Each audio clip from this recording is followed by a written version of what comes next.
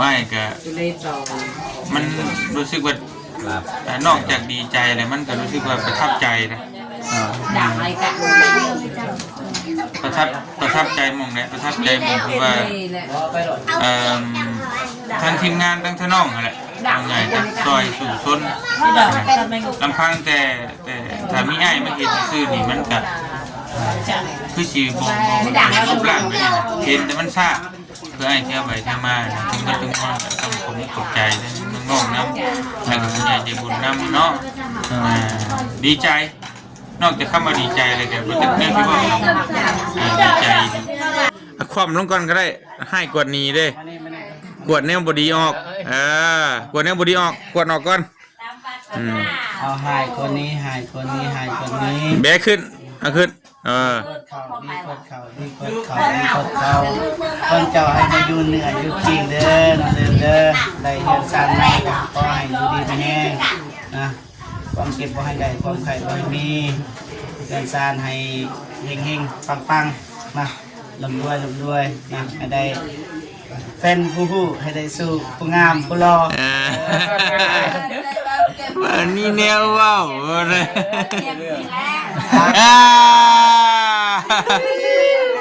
งามบ่งามกันผูกแขนให้นี่แล้ววัดตีกำลังใจตายามาให้เลือกลงไปนอนบ้านเก่ากับบ้านใหม่นี่น้องสิเลือกบ้านใหม่แหละเนาะอะไรสิเลือกกันยานอาเจ็บดีๆสิบ่มาหาน้องเลยว่าไปอีกเลยขอบคุณเด้อทางใหญ่ใจบุญทุกท่านแล้วก็ทางใหญ่ใจบุญนะบางเตียงทองแล้วก็ตั้งทีมงานแล้วก็FCก็คอยอยู่เย็นเป็นสุขกายสุขใจความเจ็บจะสุขได้ความไข่สุมีให้หังให้มีรับมีรวยโศกให้มันให้เฮงให้ปังเด้อความเจ็บก็ได้ความเจ็บก็ยาให้ได้ความไข่ก็ยาให้มีตลอดปีตลอดไปตลอดชาตินอนให้ได้เงินหมื่นตื่นให้ได้เงินแสนเหตุแหวนใดก็ขอประสบความสำเร็จไปทางใดก็ขอให้ไปฮอดจอดถึงให้มีคนหักคนหอมปรารถนาสิ่งใดก็ได้สิ่งนั้นเด้อแม่เด้อพ่อเด้อทุกคน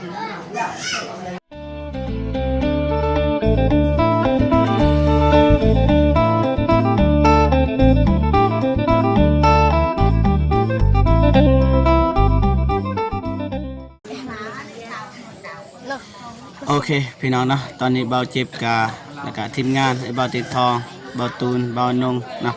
ได้เดินทางมาหอดบ้านอาลีเนาะบ้านน้องเดิมพี่น้องเนาะมื้อนี้ก็เป็นมือสั้นวันดีพี่น้องเนาะมือ4วันสอบมือประกอบวันงามนั่นแหละน้องเดิมขึ้นบ้านใหม่พี่น้องเนาะเบาเจ็บสิไปอัปเดตว่าเป็นจังไดเนาะพี่น้องเนาะก่อนสิไปก็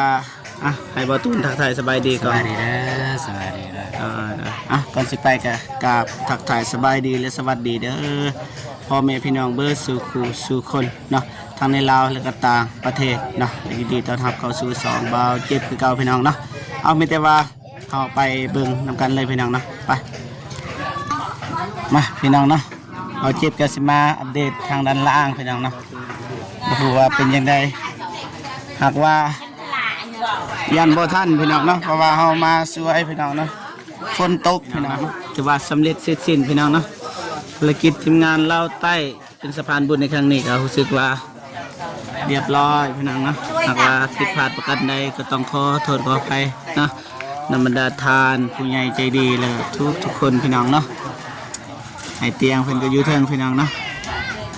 นี่โอ้บ่เห็นเด้อนี่โอเคประมาณนี้พี่น้องเนาะเขาสึกว่าอบอุ่นพี่น้องเนาะเพราะว่ามื้อนี้ก็น้องเดิมก็รู้สึกว่ามีความสุขเนาะแต่ก็บ่ฮู้ว่ามีเรื่องข้องใจน้อยนึงพี่น้องเนาะน้องเดิม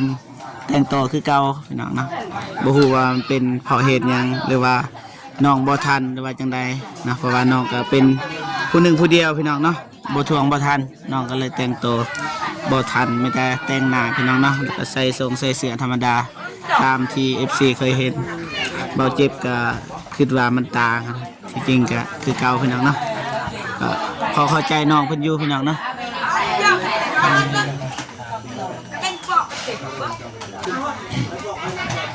ด้านล่างก็ประมาณนี้พี่น้องข้างในก็มีแต่แขกแต่งกินพี่น้องนะทางนี้ก็สูบกอกถ่ายเกลื่อนครัวให้เบิ่งน้อยนึงพี่น้องเนาะบ่ฮู้ว่าคนหลายหรือน้อยข้าวสบายดี ไปดิเบาเจ็บ โอ้โหบ่เจ็บเนาะโอ้ยสบายดีอ้ายน้องนะบ่จักสิถ่าย ไปเลย เต็มแต่กอกพี่น้อง สิบอกได้กับอะไรเนาะ แม่น เก่งใจเนี่ยเป็นอย่างนี้เนาะ ๆเฮาสิแม่นๆเฮาสิถ่ายแบบอ้อมๆพี่น้องเนาะเพราะว่าเฮาสิบอกว่าบ่ให้สูบก็บ่ได้พี่น้องเนาะเพราะว่าเขาสูบเนาะ ได้แล้วเดินเข้าใจแล้วก็เดิน หากก็เห็นน้องเดิมในกอกพี่น้องโอ้ย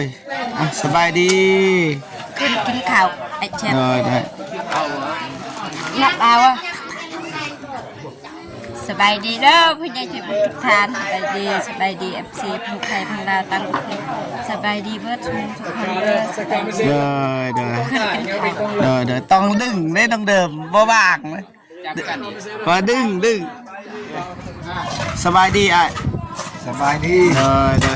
ความรู้สึกอยากถามความรู้สึกของอ้ายนี่แนวใดก็แบบว่าน้องเดิมได้อยู่บ้านใหม่ สบายดีเลย ความรู้สึกของอ้ายแนวใด โดยอัน ผู้เป็น เดี๋ยวนี้อันเราอันดีใจแนวอันได้เฮือนได้ซานแน่อัน เบายังเราเข้าใจ ตะกี้ตะก้อนอัน มานี่ก่อนได้ แล้วก็ได้ฮักเดี๋ยวนี้อันนี่แหละก็อันพอกัน ซื้อใช่ไหม ผู้ช่วยนี่อันเราอันดีใจอัน ซื้อยัง ขมกขอบใจหลายๆอันโชคดีอัน ซื้อจำ หาเงินหาคำก็ให้ได้กว่านี้ ให้เพื่อนเขาบอกขอบใจคนนั้นทางในบ้านเขาคนใหญ่ทำแก่แล้วเขาว่าเขาบอกขอบใจอันผู้ช่วย อ้ายเต็มเลยพี่น้องอันนี้เอื้อยน้องเด่นทักทายกล่องเลยเอื้อยน้องเด่นเอื้อยน้องเดิมเด้อ เรื่องงามเนาะบ้านนอก น้องก็งามปัดเถอะโอเคสบายดีอ้าย โอ้สบายดีมาไหนผ่านนี่ ถ้าเดิม เบิด ที่ ได้ มาตาเดิม เต็มน้องเดิมจัดจะหนักจะเต็มพี่น้องนะ โดนลายเดือนจะสวยเป้าได้เห็นนี่ ชาแปลไปกัน น้องเดิมจัดเต็มจัดหนักจัดเต็มแล้วเนาะ แม่ มีนำซอฟเสียงขอบคุณไอเตียงเนี่ยอยากลองเนาะสินี่แบบรสชาติทางไตเนี่ยขอบคุณ ไอเตียงเราอิ่มแล้วกินอิ่มเลย กินกันชิลองชิมอยู่ เด้อ มากินมาแล้วจะชิลองชิมนี่สูตรลาวใต้เนาะ เลยมาละ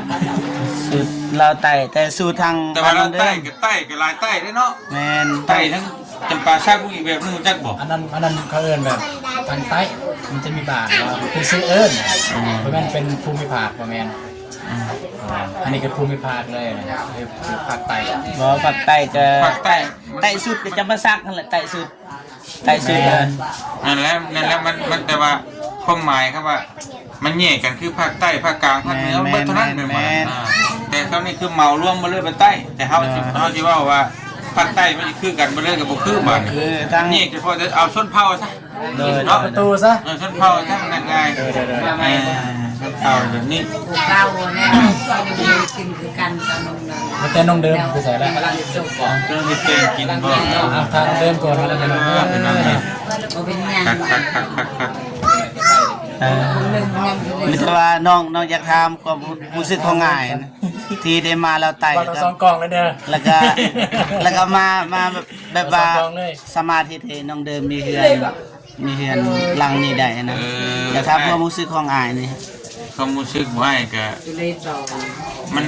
รู้สึกว่านอกจากดีใจเลยมันก็รู้สึกว่าประทับใจนะ ด่างอะไรกัน ประทับใจมองเลยประทับใจมองคือว่าทางทีมงานทั้งท่านน้องอะไรเอาไงจากซอยสู่ซนลำพังแต่ถ้ามีไอ้มาเห็นซื่อนี่มันก็คือสีบองรูปร่างไปนี่เห็นแต่มันซาเพื่อไอ้เที่ยวไปเที่ยวมาถึงก็ถึงว่าต้องผมตกใจน้องน้ำแล้วก็คุณยายใจบุญน้ำเนาะดีใจนอกจากคำว่าดีใจเลยแต่รู้สึกเนี่ยพี่ว่าดีใจเพราะว่าน้องเดิมเพื่อนนี่ครับเป็นอีกบุคคลหนึ่งที่ว่าไอ้เห็นเนี่ยมันจะที่ต้นนะมันแบบเป็นคนที่ซื่อๆแล้วก็บ่มีเล่ห์เหลี่ยมบ่มีเล่ห์ชนายบ่มีหยังบ่มีรับลมพุ่มในแบบซื่อๆใสๆแล้วเฮาที่ว่าอยากซอยจะเป็นซอยน้องซอยแล้วก็รู้สึกว่ามันช่วงชีวิตบุญได้กุศลแม่น ดีลีมันนี่ชั่วมือนี่เขาก็พูดมันมีทั้งทุบจริงทุบหลอกนะบางคนตัวไปกันนี่เพราะว่าเขาเห็นเขาบอกว่าเขาช่วยเรือไปเลยเป็นตัวมันทุบกันอย่างที่ก็มีแล้วพอเขาไปถามในบ้านแล้วมันโมเมนต์บางคนเนี่ยเขามีเงินอยู่ไปนอนที่ครัวกันนี่อันนี้ความจริงเลยเขาก็เห็นน้องเพิ่นโอ้ยก็เลยดีใจที่ได้เงินได้ซานอยู่แล้วก็ได้ครบอบอุ่นนี่แหละพี่น้องดีใจมาตุ่มมาโฮมน้องกันดีใจทั้งหมดเนี่ยน้องคนนี้คือสีบัดถูกบัดโศกบัดโรคบัดภัยว่าคือสีผมมีแนวแบบว่านอนคิดในหัวคือแต่ก่อนนะเพื่อนก็จะขี้ฮักทับหัวเมื่อใดหรือว่ามันสีจะขี้วันคงฮอดใครนะว่าไงหมู่คู่ก็จะพบกันนี่ว่ากันตามชื่อนะเขามีอย่างเงี้ยคนทุกคนยากก็ว่าตรงๆเลยหมู่คู่ก็จะเกลียดว่าตามชื่อก็อันนี้เอามาเห็นให้น้องเราอย่างบ่ได้กับชาวบ้านชาวเมืองแต่ว่าดีใจนะแต่เมื่อทั้งหมดก็คงไม่ปลอดใจทั้งคนใหญ่ใจบุญแหละว่าจะคุยกับคนที่ได้ซอยทั้งเดิมทางทีมงานเนาะที่ได้ซอยแล้วตัดสินใจเข้ามาร่วมเป็นสายบุญน้ำกันคำว่าเป็นสายบุญมันก็บ่ง่ายเนาะมันคือน้องต้องผ่านต้องเจออุปสรรคนี่นั่นแต่ว่าทั้งน้องก็มีความอดทนและก็สู้ทนมาทำกันจนสำเร็จไปลังนึงขอบคุณใจก็จะพูดทุกคนให้รับให้รวยให้โชคบานอยู่ดีมีแห้ง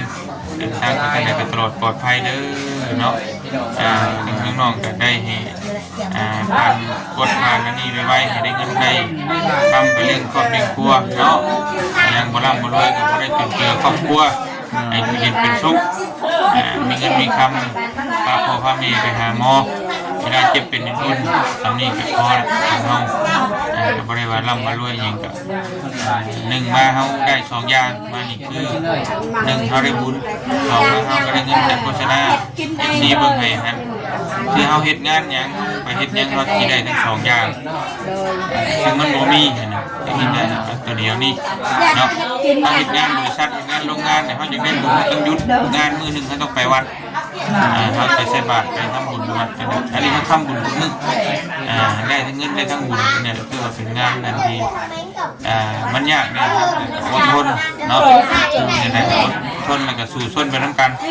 ผมขอบใจในลายนี่ก็สำเร็จนี่ก็จะคุยทุกคนเนาะขอบใจในลายพี่น้องเนี่ยไม่แต่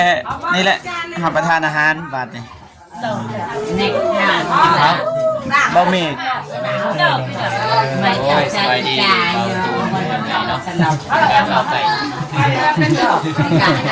น้องเล็กอันนี้น้องเล็กเราไทยสุดท้องวะแมนสุดท้องน้องสุดท้องจีก็เนี่ยในโทรศัพท์ไม่จีเลยนะเลือกนะจีสบายดีแม่อยู่บ้านไหนก็อยู่บ้านไหนบ้านว่างโอ้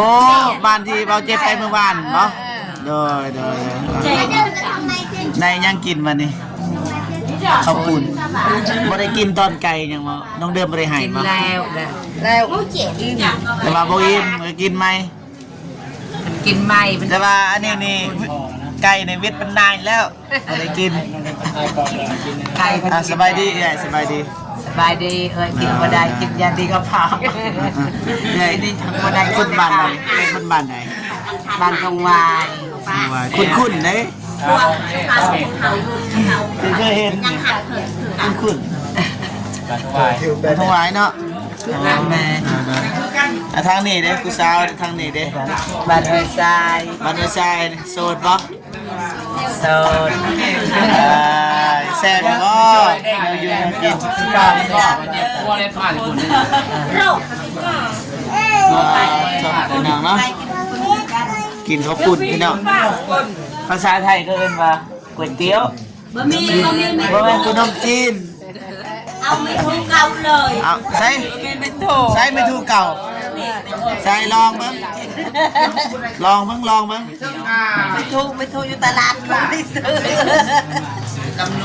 อ๋อไอ้เยี่ยม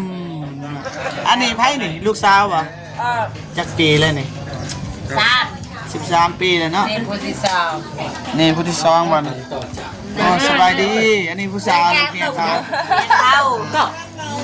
โอเคโดยมีแต่ว่าถามบ่เมกเนาะถามบ่เมกแล้วก็บ่เตียงแล้วก็สิกินข้าวสามัคคีจักหน่อยนึงนายน้องเนาะเอาโนปิดเลยบ่ตูนนี่เซอร์ไพรส์เด้อ น้องเล็กเนี่ยน้องเล็ก บ่ตูนนี่มีเซอร์ไพรส์ พายเล่นเถื่อกนบเล่นเถื่อได้ยังเนาะ เพราะว่ามีผู้ใหญ่ใจดีเพิ่นอยากซื้อโทรศัพท์ให้บ่ตูน มันจะมีสิบท้ายคลิปด้วยนึงเลยโอเคครับ หัวหน้าใหญ่มาแล้วพี่น้องเนาะจะได้ โดย ใหญ่เด้อ ตัวใหญ่เนาะ บ่ ใหญ่ มุ่งใหญ่เนาะ นี่อันนี้ไอ้อนงนี่ CEO ปัดไอ้เตียงนี่ยังบัดนี่ อันนี้ซีโอทางใต้เด้ เดี๋ยวทางแบกนี่ นั่ง กลาง CEO กับ CEO เอ้าซีโอกับซีโอนั่งเหมือนกันจับปลามาจอดเทิร์นหน้าทางกันทางภาคทางเนาะสวัสดีเด้อน้องเดิมสวัสดีเด้อ สบายดีเด้อ อยากได้ยินเสียงคนได้ สบายดีเด้อวัดชุมทุกคนเด้อสบายดี ซุปแดงเนาะ สดแดงจะเปลือยเยอะ บ่นั่นบ่พอตัวเทนให้น้องคนบ่กันเข้าได้อยู่ดีมีแฮงติดทองแม่ แมน เอาผ่ายมาแม่ใส่ไปไอ้บาดเจ็บมาแม่พี่มาเอา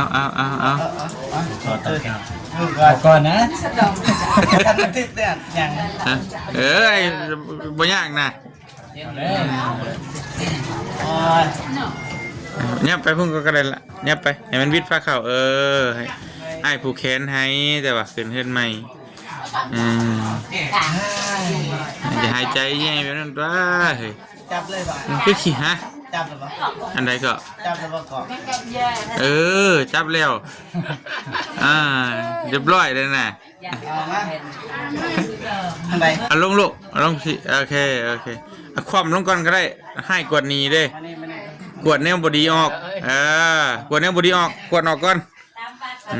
เอาหายคนนี้แบกขึ้นเอาขึ้นกดเข่าคนเจ้าให้มาอยู่เหนืออยู่จริงเด้อน้องเด้อได้เงินสั่นมาก็ให้อยู่ดีไปแห้งนะความเก็บบ่ให้ได้ความไข่บ่ให้มีเงินสั่นให้เฮงๆปังๆนะลำด้วยนะให้ได้แฟนผู้ให้ได้สู้ผู้งามผู้รอ วันนี้แนวว้าวเลย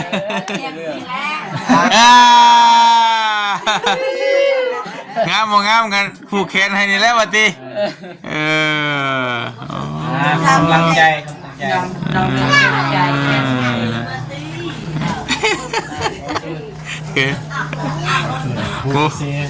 ผมมีกำหนดทำงานโอเค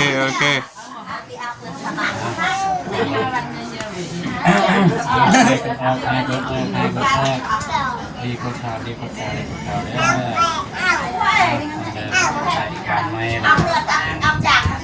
ันไม่ได้เป็นสม ใหม่เด้อเพียงว่าเขาเป็นคนเก่าคนที่อยากได้ที่คนหักคนหอมกันแบบนั้นไม่ดังแล้วนิ่งไม่ได้ได้แล้ว ตามย่องสิได้ก่อนทางน้องสาวพี่น้องเนาะในแล้วใจในหนองเด้อโอ้ย ยิ้มหมื่นละมื้อนี่ สิให้ได้บัดนี้เด้อ บ่ให้ยิ้ม มีข้าวมีหลายเด้เนาะเตรียม ดีใจน้ำน้องเอ้ยเห็นได้ แคนให้ทางน้องสาวผมก็ ได้กินข้าวกินน้ำอยู่บ่บุญน่ะ กินแล้วบ่น่ะ กินน้ำกันแล้วนั่นแหละยังเลยเจ้าของเพื่อนน่ะแลนวุ่นอยู่เวลากินดอก แต่สาว เดี๋ยวมากินด้วยกันก็ใช่นี่บ่เป็นยัง กินกันเด้อน้องเด่นไม่ให้น้องเด่น เด่นออกต้นจืดดอก ของนอกฟาเวียไปซื้อเครื่องโดยขอตะเคียนอะไรเนาะ มาตุ้มดอกจับกัน คนอยู่ซาเด้อ จ้า มีแห้งด้วยฟังเงิน จะเป็นข่าวเลยวันนี้ดำมาให้แล้วมาไปที่เป็นน้ำมันต้องมาต้องมาเลย กินคนดีคนดี จ้า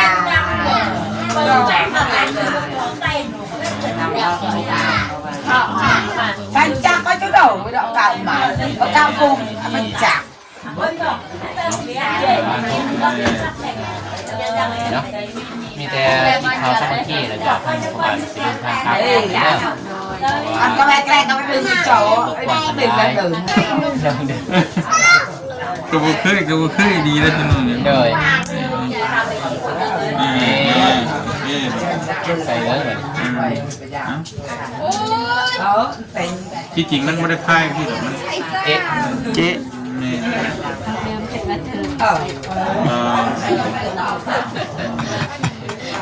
เอ๊ะ มีชายอีกตัวหนึงอยู่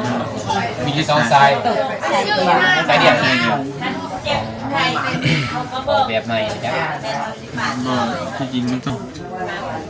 เลือกกันเอง ขอโทษเด้อไม่ไงน้องตกบุ้มไปละบ่มีบ่มันดู ลูกจัก บ่มีเท่เด้อเท่นี่มันจะมีสองสายมันเท่ lúc quả tỉnh các bạn quả ไม่เขาพายอยู่หัน คนแรก สายตัวนี้ป่ะ แมน บาปเนี่ยนะใส่ ơn này ใส่บดังไอ้เจ้า มากินข้าวกันเลยดีกว่า มากินข้าวพี่น้องป้องไปเบิดสุขุสุขุนเนาะ น้องเดินกินเดินยับไปเตียงแม่สิทายหูแม่สิตั้งมาปกเอาหนังนี่นั่งมาในเตียง หนักมันเถอะ ล้างมือ แบบลงก่อน ใหญ่ดิสองหลานใหญ่ แต่ก็หมู่บ้านนี่คือ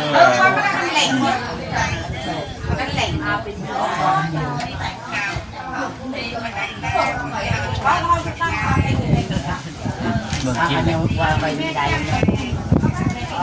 ลงเลย มากินข้าวพี่น้องเนาะ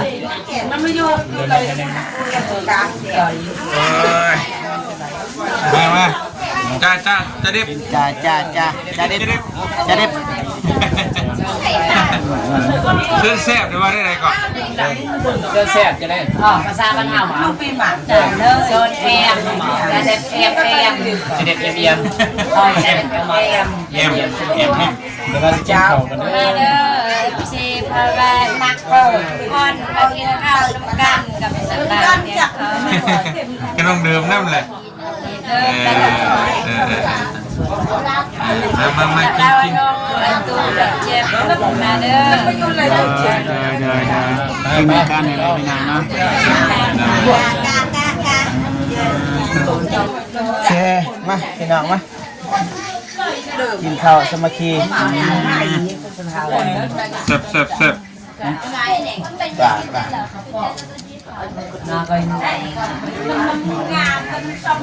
ก็ใจจาก บ้า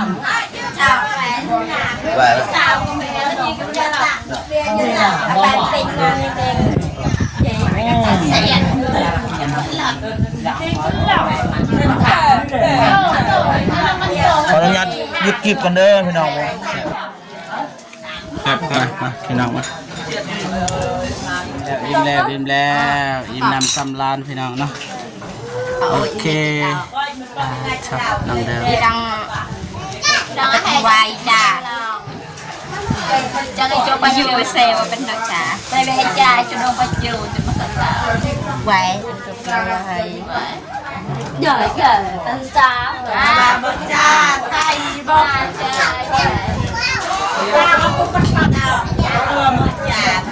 ไก่ดอกเราจ้าจะโดนย